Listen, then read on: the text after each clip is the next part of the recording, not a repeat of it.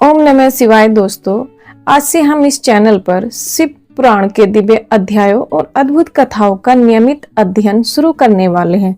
तो आइए शिव ज्ञान को सच्चे मन से सुनते हैं। प्राचीन काल में प्रयाग की वह पवित्र भूमि जहां गंगा और यमुना जी का दिव्य संगम होता है, जिसे देवता भी ब्रह्मलोक का मार्ग कहते हैं, उसी महान तीर्थ में तपस्वी सत्यव्रत में स्थित तेजस्वी और पुण्यात्मा मुनियों ने एक भव्य महासत्र आरंभ किया। इस यज्ञ का समाचार जब व्यास जी के श्रेष्ठ शिष्य पुराणाचार्य सूत जी तक पहुंचा तो वे तुरंत वहां मुनियों के दर्शन को आए।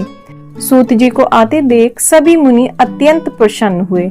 उन्होंने हर्षित मन से विधि पूर्वक उनकी पूजा और स्वागत किया।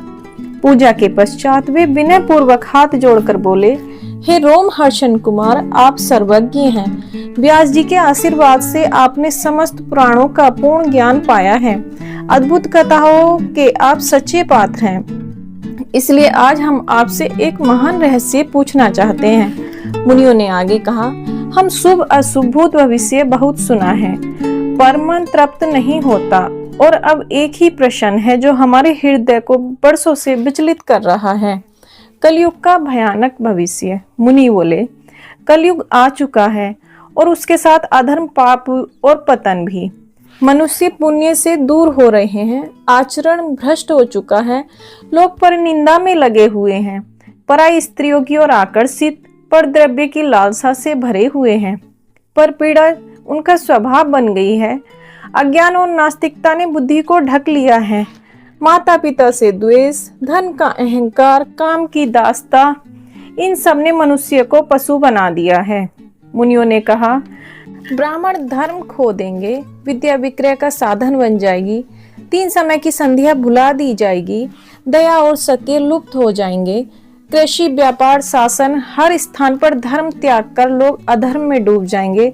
क्षत्रिय होते हुए भी युद्ध से डरेंगे, वैश्य होते हुए भी लोभ में मरेंगे, शूद्र दिखावा करते हुए ब्राह्मणचार अपनाएंगे, धनवान होकर भी कुकर्म करेंगे, विद्वान होकर भी विवाद करेंगे, धर्म की चर्चा तो करेंगे लेकिन स्वयं धर्म का पालन नहीं करेंगे।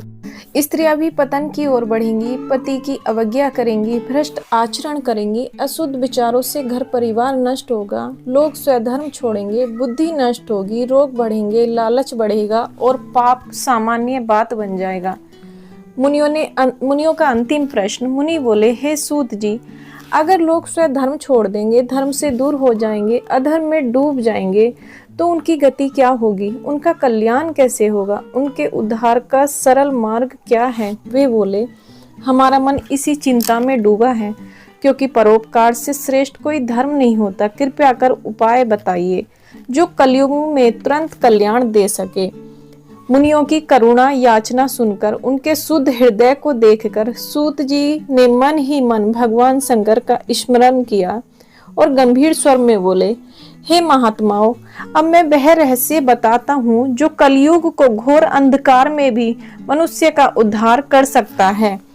और यहीं से आरंभ होता है महाशिव पुराण का प्रथम अध्याय। मित्रों, शिव पुराण की अगली अद्भुत कड़ी हम अगले वीडियो में लेकर आएंगे। जाने से पहले एक अनुरोध है, कमेंट में जरूर बताइए कि मेरी आवाज में सुनाया गया यह दिव्य शिव पुराण आपको कैसा लगा। धन्यवाद।